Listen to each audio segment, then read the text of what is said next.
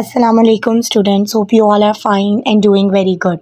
I'm Umra Hamid from Desert Rose Psychics, and today I am again with you with a very interesting topic of organic chemistry. Although we are doing still the very basic concepts of organic chemistry, so today we will touch another very basic concept of organic chemistry that is related to resonance, and it is resonance effect, which is also called mesomeric effect, and we will do its definition, some examples, as well explanation and the effects of resonance on acidity.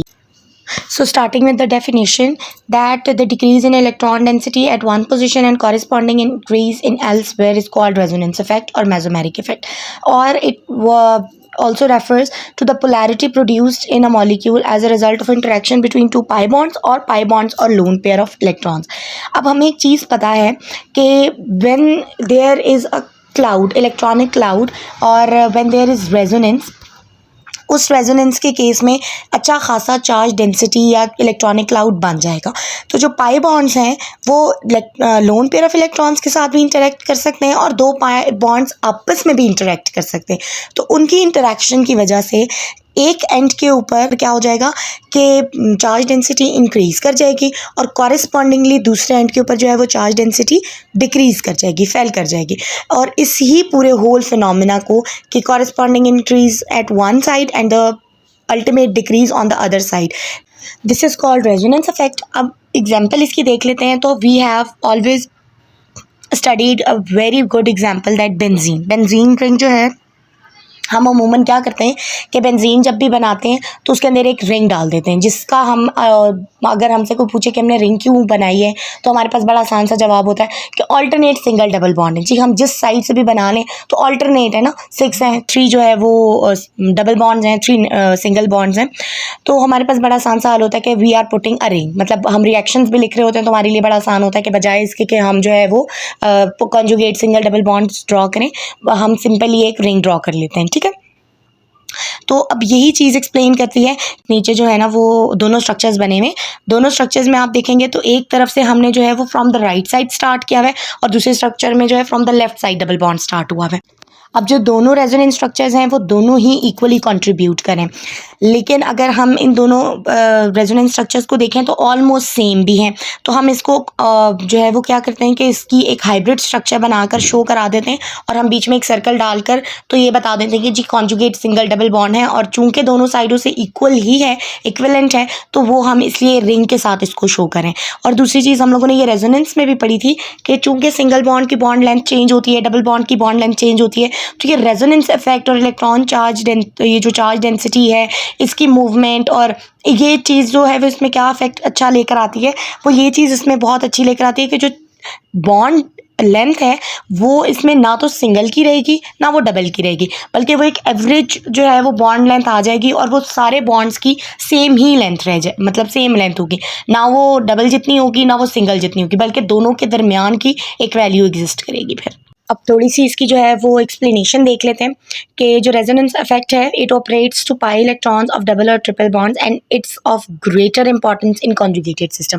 कि जब conjugated यानी single double bond single double bond triple bond की जब conjugation होगी तो उसमें pi electrons obviously बहुत ज़्यादा होते हैं और electron charge density, electronic cloud वो बहुत ज़्यादा अच्छा होता है, तो उसमें ये वाला रेजोनेंस इफेक्ट जो है वो बहुत प्रोमिनेंट होगा. दूसरी चीज़ ये है कि अगर ऐसा हो जाए कि कोई अनसैचुरेटेड इलेक्ट्रॉन पेयर हो और वो इलेक्ट्रॉनिक ग्रुप के साथ, यानी फॉर एग्जांपल ये बेंजीन रिंग वगैरह के साथ अटैच हो, तो उस केस में जो है वो इलेक्ट्रॉन्स डोनेट करेगा टू द ग्रुप.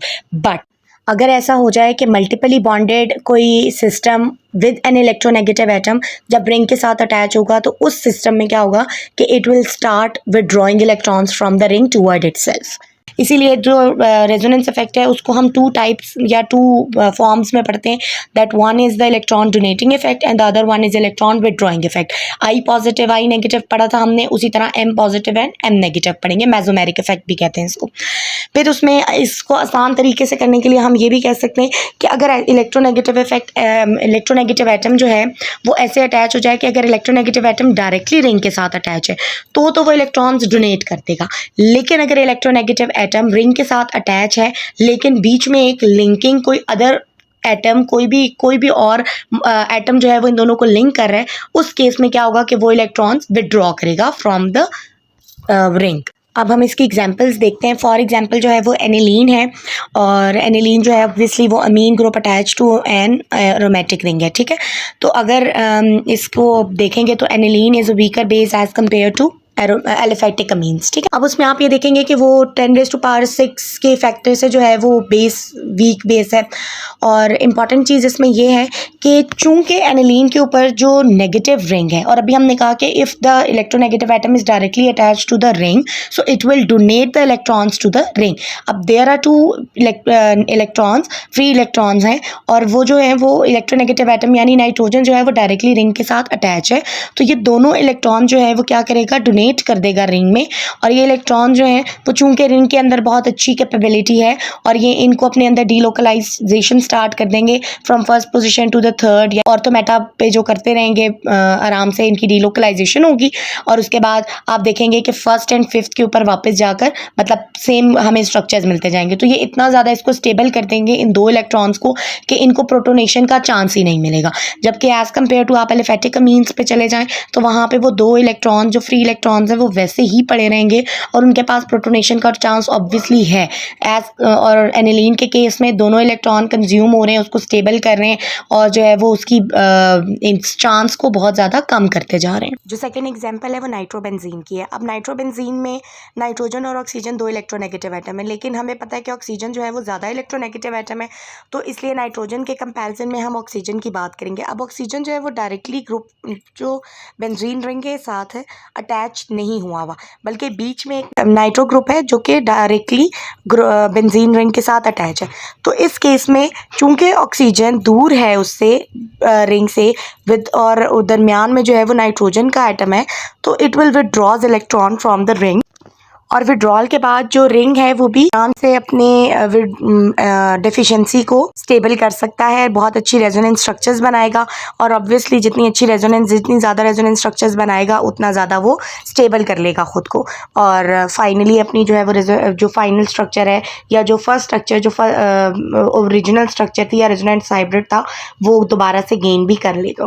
अच्छा जी, अब जो एक चीज़ रह गई है वो ये है कि इफेक्ट ऑन एसिडिटी। उसका क्या मतलब है कि जब भी आप एसिडिटी का मतलब है कि लॉस ऑफ अ प्रोटॉन। अब लॉस ऑफ प्रोटॉन के बाद बनने वाला जो आयन होता है वो कितना ज़्यादा स्टेबल है।